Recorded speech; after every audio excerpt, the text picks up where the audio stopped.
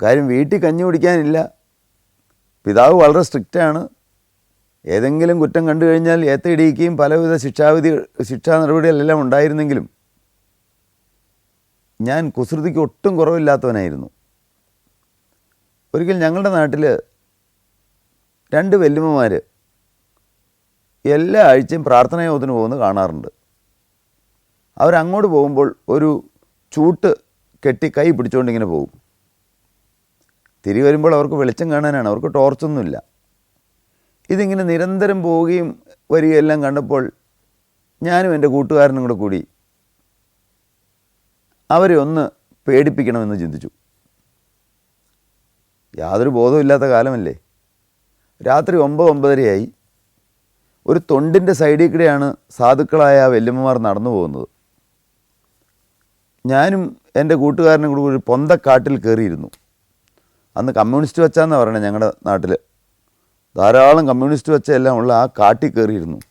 ഇപ്പം ഞാൻ ഓർക്കുകയാണ്, അന്ന് വല്ല പാമ്പും കടിച്ചിരുന്നെങ്കിൽ.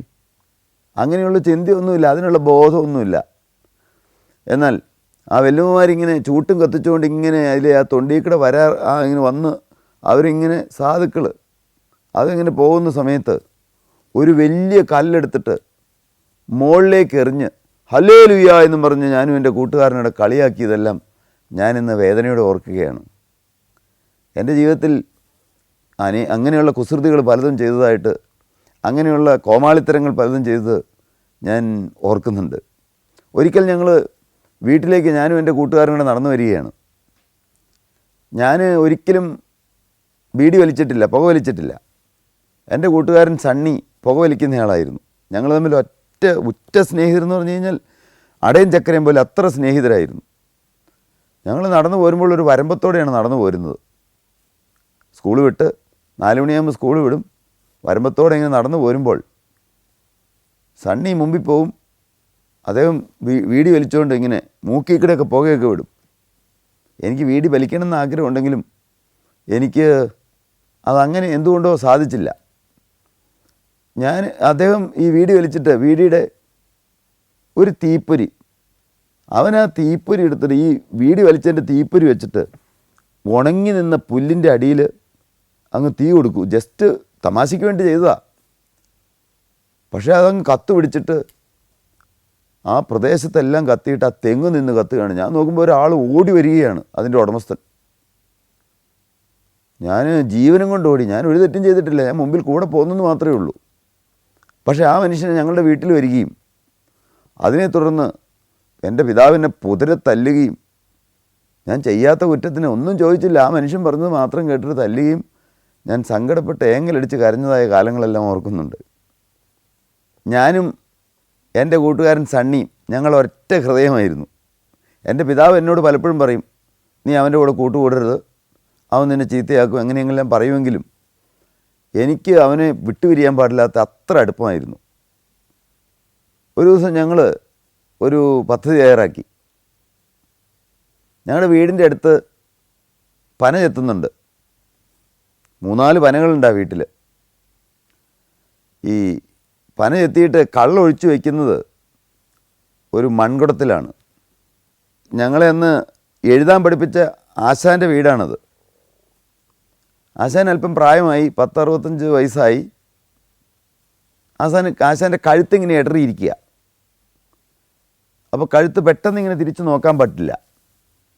ഞാനും എൻ്റെ കൂട്ടുകാരനും കൂടെ ചിന്തിച്ചു, 2 പേർക്കുണ്ട് നമുക്ക് അവിടെ ചെല്ലാം. എന്നിട്ട് എന്നോട് പറഞ്ഞു, നീ ആശാൻ്റെ മുമ്പിൽ നിൽക്കുക, ഞാൻ ആശാൻ്റെ പുറകിൽ നിൽക്കും. നീ ഇങ്ങനെ ആശാനോട് മിണ്ടിക്കൊണ്ടൊക്കെ ഇരിക്കുമ്പോൾ ഞാൻ പതിയെ ആശാൻ ഇങ്ങനെ പതിയെ തിരിയോളൂ. ഞാൻ മിണ്ടി നിൽക്കുമ്പോൾ ഇവൻ വാതിൽ തുറന്ന് പതിയെ അകത്ത് കയറി കള്ളെടുത്ത് കുടിക്കുക. എന്നിട്ട് ആ മൺകുടം ഇങ്ങനെ അങ്ങ് താഴത്തേക്കും അങ്ങ് കമത്തിയിടുക. ബാക്കിയുള്ള കള്ള് ഒഴുകിപ്പോയിക്കൊള്ളട്ടെ, കുറച്ച് വെള്ളവും കൂടെ ഇവിടെ ഒഴിച്ചു വയ്ക്കുക. എന്നിട്ട് ഇന്ന് ഞാൻ കുടിക്കാം, നാളെ നിനക്കും കുടിക്കാം. അതായിരുന്നു പദ്ധതി. ഞങ്ങൾ പറഞ്ഞ പോലെ തന്നെ സൂത്രപരിപാടിയെല്ലാം ഒപ്പിച്ചു. ആശാനെ ഇങ്ങനെ ഞാൻ മുമ്പിൽ പോന്ന് സംസാരിക്കാൻ തുടങ്ങി. കുറച്ച് നേരം മിണ്ടിക്കൊണ്ടൊക്കെ ഇരുന്നു. ഞാൻ അങ്ങോട്ട് മാറുമ്പോൾ ആശാൻ ഇങ്ങനെ പതിയെ ഇങ്ങനെ അങ്ങനെ മാറി ഇവൻ സൂത്രത്തിൽ പുറകുവശത്തോടെ അകത്ത് കയറി. ഇവൻ കള്ളെടുത്ത് കുടിച്ചു. എൻ്റെ കൂട്ടുകാരൻ സണ്ണി കള്ളെടുത്ത് കുടിച്ചു. പിറ്റേ ദിവസം എനിക്ക് കുടിക്കാമല്ലോ. ഏതാണ്ട് പകുതിയോളം കുടിച്ചു. ബാക്കിയുള്ളവിടെ മറിച്ചൊഴിച്ചു. കുറച്ച് വെള്ളവും കൂടെ കോരി ഒഴിച്ചു. വെള്ളം ഒഴിച്ചാലേ ആ വീട്ടിൻ്റെ ഉടമസ്ഥനുണ്ട്, ഈ ആശാൻ്റെ മകനുണ്ട്, പൈലിച്ചേട്ടായി. അദ്ദേഹത്തിന് മക്കളുണ്ട്, ഭാര്യയുണ്ട്. അദ്ദേഹം ഇത്തിരി മിടുക്കനായ ബിരുദനാണ്. അദ്ദേഹം ഞങ്ങളവിടെ ചെന്നു എന്നറിഞ്ഞു കഴിഞ്ഞാൽ പ്രശ്നം ഉണ്ടാക്കും, അതറിയാം. അദ്ദേഹം ഞങ്ങളെ കണ്ടുപിടിക്കും, ഞങ്ങളാണ് കുടിച്ചതെന്ന് മനസ്സിലാക്കും. അതുകൊണ്ട് പൂച്ച കയറി തട്ടിമറിച്ചാണ് ഈ കള്ള് നിലത്ത് വീണ് പോയത്. അതുകൊണ്ട് കള്ള് ഒരുപാട് മറിഞ്ഞു വീഴാനില്ലല്ലോ, കുടിച്ചില്ലേ. ബാക്കി അതിന് പകരം വെള്ളം ഒഴിച്ചു വെച്ചാൽ അത് കള്ള് മറിഞ്ഞു പോയെന്ന് ധരിച്ചോളൂ എന്ന് കരുതി വെള്ളം ഒഴിച്ചു. നിലത്തെല്ലാം വെള്ളം ഒഴിച്ചു. തന്ത്രപൂർവ്വം ഇറങ്ങി പുറത്ത് വന്നു. അവൻ പുറത്ത് റോഡിലേക്ക് നടന്നു പോയി. ഞാൻ ആശാനോട് നല്ല വാക്കൊക്കെ പറഞ്ഞ് പോവാട്ടോ ആശാനെ എന്നൊക്കെ പറഞ്ഞ് പോരുകയും ചെയ്തു. ആശാൻ്റെ മകൻ വന്നപ്പോഴല്ലേ കാര്യം പിടികിട്ടണേ. കള്ള് മുഴുവൻ എടുത്ത് കുടിച്ചേക്കണു. നമ്മുടെ സൂത്രവും കൗശലവും ഒക്കെ നമ്മൾ വിചാരിക്കണേ നമുക്ക് മാത്രമേ ബുദ്ധിയുള്ളൂ, ഇതെല്ലാം തിരിച്ചറിയാനുള്ള ചിന്തയുള്ളൂന്ന അന്നത്തെ എൻ്റെ ചിന്താഗതി, അതാ ഞങ്ങളുടെ ചിന്താഗതി. എന്നാൽ ഇദ്ദേഹം വന്നപ്പോൾ വന്ന വഴി ചോദിച്ചു, അപ്പം ഇന്ന് ആരൊക്കെ ഇവിടെ വന്നേ? ജോൺ ഇവിടെ വന്നായിരുന്നു, വേറെ ആരും വന്നില്ല. ഉടനെ തന്നെ ഇദ്ദേഹം ഞങ്ങളുടെ വീട്ടിലേക്ക് വന്നു. വീട്ടിലേക്ക് വന്ന്, നീ അവിടെ വീട്ടിൽ വന്നായിരുന്നോ ഇന്ന്? ഞാൻ വന്നായിരുന്നു. അപ്പോൾ നീ വീടിനകത്ത് കയറിയോ? ഇല്ല, ഞാൻ കയറിയില്ല. ഞാനൊന്നും അറിയാത്തവൻ്റെ കൂട്ടാ പറയണേ. നിൻ്റെ കൂടെ ആരാ ഉണ്ടായിരുന്നേ?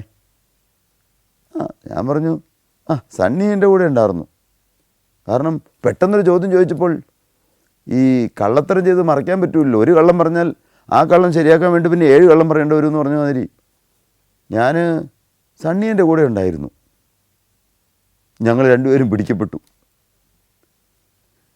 പിറ്റേ ദിവസം എനിക്ക് കള്ള് കുടിക്കേണ്ടതാണ്. എൻ്റെ ഊഴം പിറ്റേ ദിവസത്തെയായിരുന്നു. എന്നാൽ എൻ്റെ പിതാവിനോട് പറയും, പിതാവ് പൊതുരെ തല്ലുകയും അതുകൊണ്ട് ഭാഗ്യവശാൽ ഇന്ന് വരെ മദ്യപിക്കാതെ ദൈവം എന്നെ കാത്തു എന്ന് പറയുന്നതാണ് ശരി. മറ്റൊരവസരത്തിൽ മദ്യപിക്കാനൊരു സാഹചര്യം കിട്ടി. എൻ്റെ അമ്മയുടെ ആങ്ങളയ്ക്ക് ഒരു ചാരായക്കടയുണ്ടായിരുന്നു. പട്ടക്കട എന്ന് പറയും ആ കാലത്ത്. അദ്ദേഹത്തിനൊരു ചായക്കടയുണ്ട്. സ്കൂൾ അടച്ചു കഴിഞ്ഞാൽ അവിടെ പോയ വയറ് നിറച്ച ആഹാരം കിട്ടും. ആ കൂട്ടത്തിൽ അദ്ദേഹത്തിന് റേഷൻ കടയുണ്ടായിരുന്നു. അദ്ദേഹത്തിൻ്റെ കുഞ്ഞുമ്മ, ഞങ്ങളുടെ ആൻറ്റി ഈ റേഷൻ കട ഉള്ളതുകൊണ്ട് അന്ന് വയറ് നിറച്ച് ഭക്ഷണം തരും. കാലത്തെ വെളുപ്പിന് ചാച്ചൻ 5 മണിക്ക് ചായക്കടയിൽ പോകും. ആ കൂട്ടത്തിൽ ഞങ്ങളും പോകണം. ഗ്ലാസ്സെല്ലാം കഴുകി വയ്ക്കണം. പിന്നെ ആളുകൾ ഭക്ഷണമൊക്കെ കഴിച്ചിട്ട് പോകും. ചായക്കടയിലല്ലേ, കഴിച്ചിട്ട് പോകുമ്പോൾ അതിൻ്റെ പ്ലേറ്റുകളെല്ലാം കഴുകി വയ്ക്കണം. ഇതെല്ലാമായിരുന്നു അന്ന് ജോലി. അപ്പോൾ അങ്ങനെ ചെയ്താൽ ഒരു 10 മണിയൊക്കെ ആകുമ്പോഴത്തേക്കും തിരക്ക് കഴിഞ്ഞ് കഴിഞ്ഞാൽ അപ്പവും കടലക്കറിയും കിട്ടും. അതെല്ലാം കഴിഞ്ഞു. പിന്നെ അവിടെ ചായക്കടയിൽ തന്നെ ഇരിക്കും. വൈകുന്നേരം ആകുമ്പോൾ എനിക്കും എൻ്റെ അമ്മയുടെ ആങ്ങളെ റോയിക്കും കൂടെ ഒരു പ്രത്യേക ജോലിയുണ്ട്. ചാരായക്കട ഉണ്ടായിരുന്നു ഞാൻ പറഞ്ഞല്ലോ. ആളുകളൊന്ന് ചാരായം കുടിക്കുമ്പോൾ തന്ത്രപൂർവ്വം അത് മുഴുവൻ ഇങ്ങനെ ഊറ്റി ഒഴിക്കുന്നതിന് പകരം അത് ഒരൊറ്റ ഒഴിയങ്ങ് ഒഴിച്ചു. ബാക്കി ഒരു 10-15 തുള്ളി അതിനകത്ത് കാണും. ഞങ്ങളതെല്ലാം കൂടെ ഇങ്ങനെ വൈകുന്നേരം ആകുമ്പോൾ ആളുകൾ പോയി കടയെല്ലാം അടച്ചു കഴിയുമ്പോൾ ചാച്ചൻ കുളിക്കാനായിട്ട് ഒരു കിണറിൻ്റെ ഭാഗത്തേക്ക് പോകും. നല്ലപോലെ ഒരു 10-15 മിനിറ്റ് കഴിഞ്ഞേ വരുള്ളൂ. ഞാനും എൻ്റെ അമ്മയുടെ ആങ്ങളുടെ മോനും കൂടെ കൂടി ഈ ചാരായെല്ലാം ഊറ്റും. അത് കുപ്പിയിലെല്ലാം ഒരു ഗ്ലാസ്സിനകത്ത് ഊറ്റി വയ്ക്കും. അന്ന് ഇഞ്ചിക്കോള എന്ന് പറയും. ആ ഇഞ്ചിക്കോളയും കൂടെ ഒഴിച്ച് കുടിക്കാനായിട്ടാണ്. ഞങ്ങളിത് ഊറ്റി തീരുന്നതിന് മുമ്പ് ഓൾമോസ്റ്റ് ഊറ്റി എല്ലാം കഴിഞ്ഞു. അത് ഗ്ലാസ്സിനകത്താക്കി. ഏതാണ്ട് ഒരു അര ഗ്ലാസ് ഉള്ളൊരു അര ഗ്ലാസ് ഉണ്ട്. എൻ്റെ ആ ചാച്ചനപ്പോഴത്തേക്കും വേഗം ഉള്ളിലേക്ക് കയറി വന്നു. ചാച്ചൻ നേരെ ഒരു ഇഞ്ചിക്കോളെടുത്ത് പൊട്ടിച്ചു. ഒരു ഹാഫ് ബോട്ടിലും എടുത്ത് പൊട്ടിച്ച് ചതങ്ങ് ഒഴിച്ച് ആ ഇഞ്ചിക്കോള ഒഴിച്ച് അത് മുഴുവൻ കുടിച്ചു. അതുകൊണ്ട് ഭാഗ്യവശാൽ അന്ന് മദ്യത്തിൻ്റെ രുചി നോക്കാനിടയായില്ല, ചാരായത്തിൻ്റെ രുചി നോക്കാനിടയായില്ല. Alaska Romania, Austria, Slovakia, Phuket 5 രാജ്യങ്ങളിൽ നിന്നുള്ള അപൂർവ സുന്ദരമായ അനേകം കാഴ്ചകൾ.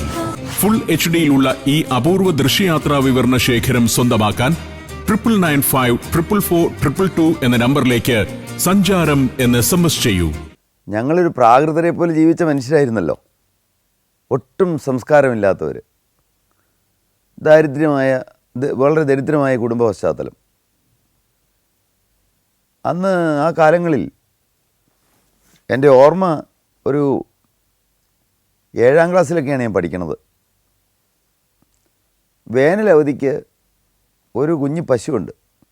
ആ പശുവിനെ തീറ്റാനായിട്ട് അങ്ങ് ദൂരെ 1.5 കിലോമീറ്റർ താഴെ, ഞങ്ങളുടെ വീടൊരു കുഗ്രാമത്തിലാണല്ലോ, മലയുടെ മുകളിൽ നിന്ന് താഴെ ഇറങ്ങി പാടത്ത് ഈ പശുവിനെ തീറ്റാൻ പോകും. ഒരു 2-2:30 ആവും പശുവിനെയൊക്കെ തീറ്റി തിരിച്ചു പോരുമ്പോൾ. ഒരു വലിയ കയറ്റം കയറി പോരണം. തിരിച്ചു പോരുമ്പോൾ അവിടെ ഒരു മുതലാളിയുടെ വീടുണ്ട്. ആ വീട്ടിലെ ചേച്ചി, സാറാക്കുട്ടി ചേച്ചി, അവരെല്ലാം കണ്ട നല്ല യൂറോപ്യൻസിനെ പോലെ ഇരിക്കണേ. അന്ന് യൂറോപ്യൻസിനെ പറ്റി എനിക്ക് പറയാനറിയാൻ പാടില്ല, സായിപ്പിനെ പോലെ ഇരിക്കണേ. അപ്പോൾ എൻ്റെ മനസ്സിലെ ചിന്ത, അവരുടെ വീട്ടിൽ ഫ്രിഡ്ജൊക്കെ ഉണ്ട്, തണുപ്പുള്ള രാജ്യത്തെ ആളുകളുടെ കളറ് നല്ല നിറമായിരിക്കും അവർക്ക്. അതുകൊണ്ട് ഫ്രിഡ്ജിലെ വെള്ളം കുടിച്ചാൽ നല്ല നിറം കിട്ടും. ഇതായിരുന്നു എൻ്റെ ചിന്ത. ഞാനവിടെ ആ ചേച്ചിയോട് ചെന്ന് ചോദിക്കും, ചേച്ചി ഇച്ചിരി ഫ്രിഡ്ജിലെ വെള്ളം തരാമോ?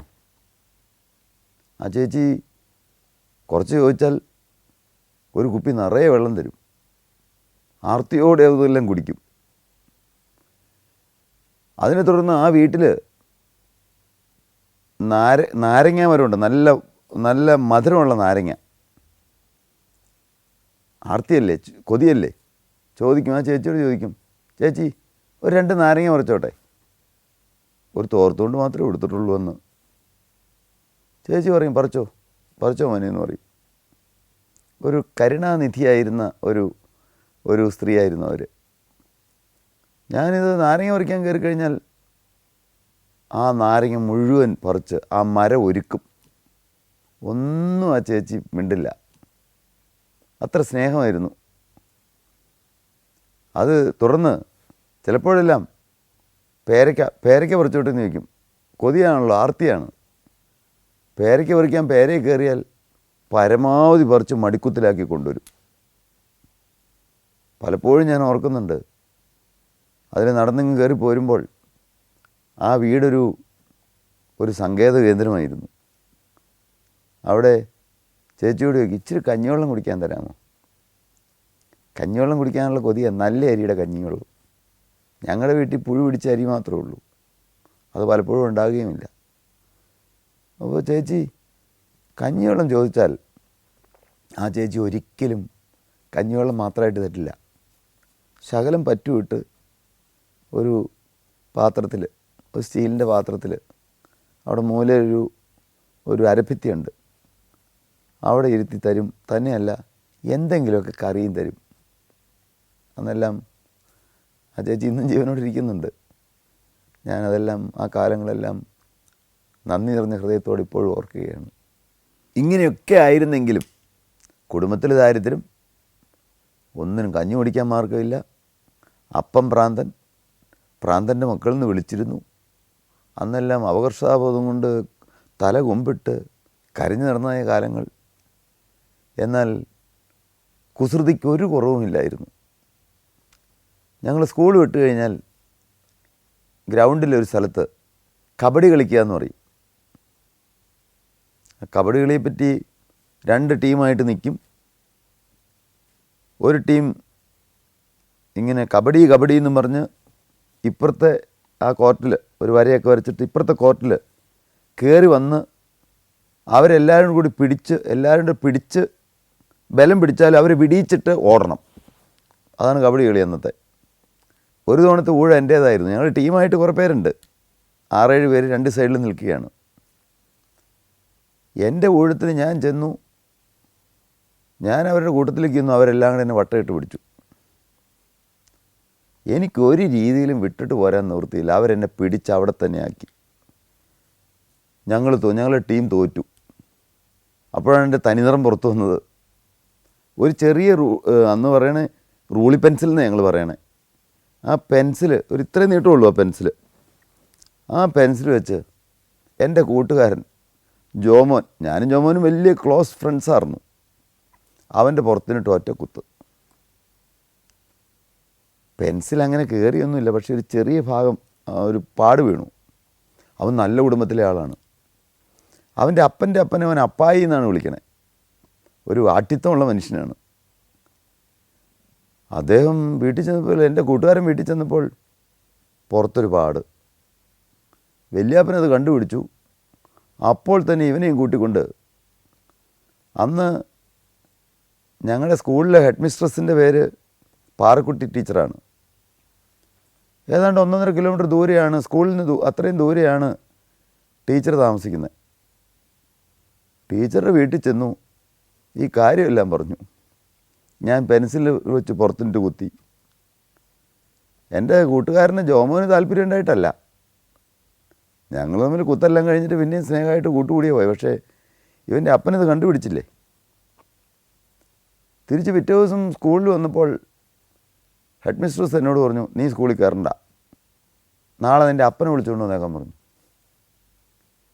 ഞാൻ കഞ്ഞിക്ക് മാർഗമില്ലാത്തവനായിരുന്നെങ്കിലും, എൻ്റെ അപ്പം ഭ്രാന്തനായിരുന്നെങ്കിലും, സ്കൂളിലെ ആരും ആ കാര്യം അറിയരുതെന്നുള്ള ആരും അറിയരുത്, ആരോടത് പറയാനിടവരരുത്. അതുകൊണ്ട് വളരെ എന്ന് പറഞ്ഞാൽ അത്ര ദുരഭിമാനിയായിരുന്നു. എൻ്റെ അപ്പൻ കൂലിപ്പണിക്ക് പോയാലേ കുടുംബം കഴിയുള്ളൂ. എൻ്റെ പിതാവിനോട് പറയാൻ നിവൃത്തിയില്ല. ഞാൻ അമ്മേനെ ചട്ടം കെട്ടി. അമ്മയൊന്ന് കൂലിപ്പണിക്ക് പോകുന്നുണ്ട്, എൻ്റെ അമ്മ ഒന്ന് സ്കൂൾ വരെ വരണം. അപ്പോൾ പോയപ്പോൾ ഞാൻ മുന്നറിയിപ്പ് അമ്മയ്ക്ക് കൊടുത്തു. അമ്മ അവിടെ ചെല്ലുമ്പോൾ ചാച്ചൻ കൂലിപ്പണിക്ക് പോയതൊന്നും പറയരുത്, കാരണം എനിക്ക് മോശം. അവിടെ സ്കൂളിലെ ടീച്ചേഴ്സെല്ലാം ഇരിക്കുന്ന സ്ഥലത്ത് അവിടെ ഓഫീസ് റൂമിൽ ചെല്ലുമ്പോൾ എൻ്റെ അപ്പം കൂലിപ്പണിക്കാരനാണെന്ന് പറയാൻ എനിക്ക് നാണം. ഞാൻ അമ്മയോട് പറഞ്ഞു, അമ്മ ഇങ്ങനെ പറഞ്ഞാൽ മതി, ചാച്ചന് സൗകര്യമില്ലായിരുന്നു പറഞ്ഞാൽ മതി. സൗകര്യമില്ലായിരുന്നു, ചാച്ചന് അസൗകര്യമായിരുന്നു, അതാണ് ഞാൻ ചിന്തിച്ചത്. പാവം എൻ്റെ അമ്മ. ഞാൻ പറഞ്ഞല്ലോ, വിദ്യാഭ്യാസം ഇല്ലാത്ത, സ്കൂളിൽ പോകാത്ത, അക്ഷരമറിയാത്ത ഒരു സാധു സ്ത്രീ. അമ്മയും ഞാനിവിടെ സ്കൂളിൽ ചെന്നു. കുറച്ച് നേരം അവിടെ പുറത്ത് നിർത്തിക്കൊണ്ട് നിന്നു. ഏതാനും സമയം കഴിഞ്ഞു ഹെഡ് മിസ്ട്രസ് വന്നു. ഓഫീസ് റൂമിലേക്ക് ഞങ്ങളെ വിളിപ്പിച്ചു. ടീച്ചർ ചോദിച്ചു, അവൻ്റെ അപ്പനെന്തേ? അമ്മ പറഞ്ഞു, അപ്പന് സൗകര്യമില്ലായിരുന്നു. സൗകര്യമില്ലായിരുന്നു, ഇങ്ങോട്ട് മാറി നീ. 4 അടി എൻ്റെ ഈ പുറകിൽ തന്നത് ഞാൻ ഇപ്പോഴും ഓർക്കുകയാണ്. ഞാൻ ഉദ്ദേശിച്ചേ എൻ്റെ ഫാദറിന്, ചാച്ചന് സൗകര്യം ഇല്ലാത്തതുകൊണ്ട് അമ്മ വന്നു എന്ന് പറഞ്ഞാൽ മതി എന്നാ. ദുരഭിമാനം. കൂലിപ്പണിയെന്ന് പറയാൻ എനിക്ക് നാണം. എന്നാൽ അന്ന് കൂലിപ്പണിക്ക് പോയേക്കുമായിരുന്നു എന്ന് പറഞ്ഞിരുന്നെങ്കിൽ അടി കിട്ടാതെ എനിക്ക് രക്ഷപ്പെടാമായിരുന്നു. ബാല്യകാലം ദാരിദ്ര്യം നിറഞ്ഞതായിരുന്നു ഞാൻ പറഞ്ഞല്ലോ. ഒരു സംഭവം എനിക്ക് ഓർമ്മ വരികയാണ്. എൻ്റെ പിതാവ് ഭക്ഷണം കഴിക്കുന്നത് അടുക്കളയിൽ അവിടെ നിലത്തൊരു കൊരണ്ടി ഇടും. കൊരണ്ടി എന്ന് പറഞ്ഞാൽ ഇന്നത്തെ ആളുകൾക്ക് മനസ്സിലാവുമെന്ന് എനിക്ക് അറിഞ്ഞുകൂടാ. ഒരു ചെറിയ 4, ഒരു സ്റ്റൂളിനേക്കാൾ വളരെ പൊക്കം കുറഞ്ഞ് ഒരു ചെറിയ കൊരണ്ടി. ഞാനവിടെ നിലത്ത് വന്ന് പടിഞ്ഞിരിക്കും, ചാച്ചൻ ഭക്ഷണം കഴിക്കണം നോക്കിക്കൊണ്ട്. ഭക്ഷണത്തിന് കൊതിയാണല്ലോ. എന്നും എൻ്റെ പിതാവ് കാര്യം മാനസിക രോഗിയായിരുന്നെങ്കിലും ഒരു വാത്സല്യമുള്ള മനുഷ്യനായിരുന്നു. എന്നോട് പ്രത്യേക സ്നേഹം. ഓരോ ഉരുള ചോറ് വായിലേക്ക് കൊണ്ടുപോകുമ്പോഴും എനിക്ക് ഭക്ഷണം തന്നിട്ടാട്ടോ. ഞങ്ങൾക്ക് നേരത്തെ അമ്മ ഭക്ഷണം തരും, പക്ഷെ വയറ് നിറച്ച് കഴിക്കാനില്ലല്ലോ. ചാച്ചനിങ്ങനെ വായിലേക്ക് ചോറ് കൊണ്ടുപോകുമ്പോൾ ഞാനിങ്ങനെ നോക്കും, ഇങ്ങനെ നോക്കിയിരിക്കും. ഇപ്പോഴും ഞാൻ ഓർക്കുകയാണത്. എനിക്ക് ഒരു ഉരുള ചോറ് തരാതെ എൻ്റെ പിതാവ് ഒരിക്കലും ഇരുന്നിട്ടില്ല. ആ ഉരുള ചോറ് അന്ന് അത് വായിൽ മേടിക്കും, അത് കിട്ടിയാൽ എനിക്ക് തൃപ്തിയായി. 75-ൽ സൂര്യഗ്രഹണം ഉണ്ടായത് നാം എല്ലാവരും ഓർക്കുമല്ലോ. അന്ന് വീടുകളിൽ നിന്ന് ആരും പുറത്തിറങ്ങരുതെന്ന് പറയുകയും വീടെല്ലാം അടച്ച് ആരും കുഞ്ഞുങ്ങൾ പോലും ഈ മുകളിലേക്ക് നോക്കരുതെന്ന് പറയും. കണ്ണ് ബ്ലൈൻഡായി പോകുമെന്നെല്ലാം പറഞ്ഞതെല്ലാം എൻ്റെ മനസ്സിൽ ഇന്നും ഓർമ്മയായി തെളിഞ്ഞു നിൽക്കുന്നുണ്ട്. അന്നത്തെ ഒരു സംഭവം എൻ്റെ കുഞ്ഞു മനസ്സിൽ ഞാൻ കരുതി, ഈ പശു ഒന്നും സൂര്യഗ്രഹണം കണ്ടു കഴിഞ്ഞാൽ അതിൻ്റെ കണ്ണ് പൊടിഞ്ഞു പോകുമല്ലോ. അതുകൊണ്ട് ഞാനൊരു മാർഗം കണ്ടുപിടിച്ചു. ഒരു ഓല വെട്ടി, അത് തെങ്ങിൻ്റെ ഓല വെട്ടി ഇങ്ങനെ അതിനെ മറയ്ക്കാമെന്ന് കരുതി ഞാനതിനൊരു ഓല വെട്ടാനായിട്ട് ഒരു തെങ്ങിൽ ഇങ്ങനെ മതക്കട ചാരി വെച്ചിട്ടുണ്ടായിരുന്നു. അതിൽ പനയുടെ മുള്ളുള്ള ആ തൊഴുത്ത് മേയാനായിട്ട് പനയുടെ ഓല വെട്ടി അതിങ്ങനെ മുള്ളുള്ള ഒരു അതിൻ്റെ തണ്ടവിടെ ചാരി വെച്ചിട്ടുണ്ടായിരുന്നു. ഞാൻ ഇത് വെട്ടാനായിട്ട് വാക്കത്തി കൊണ്ട് ഇങ്ങനെ വെട്ടാനായിട്ട് തുടങ്ങുമല്ല, ആ മതക്കട തെറ്റി അങ്ങ് പോയിട്ട് ആ മുള്ള് മുഴുവൻ എൻ്റെ കയ്യിലേക്ക് ഇങ്ങനെ മുഴുവൻ ഈ ഭാഗം മുഴുവൻ അങ്ങ് കീറിപ്പോയതും ചോര ഇങ്ങനെ ധാരാളം ചോര വരുന്നു. ഞാനങ്ങ് വല്ലാതെ അങ്ങായി. എന്തു ചെയ്യുമെന്ന് ഓർത്തു. ആ കാലങ്ങളിലൊന്നും ഞങ്ങളുടെ നാട്ടിൽ നിന്ന്, ആ കുഗ്രാമത്തിൽ നിന്ന് ഒരാശുപത്രി പോകണമെങ്കിൽ 3-3.5 കിലോമീറ്റർ പോകണം. എൻ്റെ അമ്മ അത് കണ്ടിട്ട് ഒരു തൊട്ടാവാടി എടുത്ത് അതിനകത്ത് ഈ മുറിവിനകത്ത് വെച്ചിട്ട് ഒരു പഴന്തുണി കയറ്റുകൊണ്ട് കെട്ടി വെച്ചതും തുടർന്ന് അത് പഴുക്കുകയും, അന്ന് ഒരു സ്റ്റിച്ചിട്ടാൽ മാത്രം മതിയായിരുന്നു, അത്ര പോലും ഞങ്ങൾക്ക് ഇതിനെക്കുറിച്ചൊന്നും അറിവുണ്ടായിരുന്നില്ല. അതെല്ലാം പഴുത്തൊലിക്കുകയും പിന്നീട് നാളുകൾ കഴിഞ്ഞാണ് അതെല്ലാം ഉണങ്ങിയത്. എൻ്റെ ജോലി തറ തുടയ്ക്കുക, ടോയ്ലറ്റ് വാഷ് ചെയ്യുക. പബ്ലിക് ടോയ്ലറ്റ് എല്ലാവരും ഉപയോഗിക്കുന്ന ടോയ്ലറ്റാണ്. അത് മണിക്കൂറിൽ ഒരു പ്രാവശ്യമെങ്കിലും വാഷ് ചെയ്യണം. അത് വാഷ് ചെയ്യുക. ഡോക്ടർ ഉച്ചയ്ക്ക് ഊണ് കഴിച്ചു കഴിഞ്ഞാൽ തട്ടിട്ട പാത്രത്തിലാണ് അന്ന് ചോറ് കൊണ്ടുവരുന്നത്. ആ പാത്രം എല്ലാം വൃത്തിയായിട്ട് കഴുകി വയ്ക്കുക. ഞാൻ അതെല്ലാം എൻ്റെ മനസ്സിൽ ഒരിക്കലും എനിക്കൊരു അറപ്പ് തോന്നിയിട്ടില്ല. മീൻ്റെയൊക്കെ മുള്ളും അങ്ങനെയുള്ളതെല്ലാം കടിച്ചിട്ട് ഇങ്ങനെ എൻ്റെ യജമാനോട് ഇട്ടിരിക്കും ആ പാത്രത്തിനകത്ത്. ഞാനതെല്ലാം കൈകൊണ്ടെല്ലാം എടുത്ത് എല്ലാം വൃത്തിയാക്കി കഴുകി വയ്ക്കുമ്പോഴൊന്നും ഒരിക്കലും എനിക്ക് മനസ്സിൽ ഒരു പ്രയാസവും തോന്നിയിട്ടില്ല. കാരണം അത്രമാത്രം ഒരു ജോലി കിട്ടിയത് ഒരു വലിയ ഒരു സ്വർഗം കിട്ടിയ പ്രതീതിയായിരുന്നു.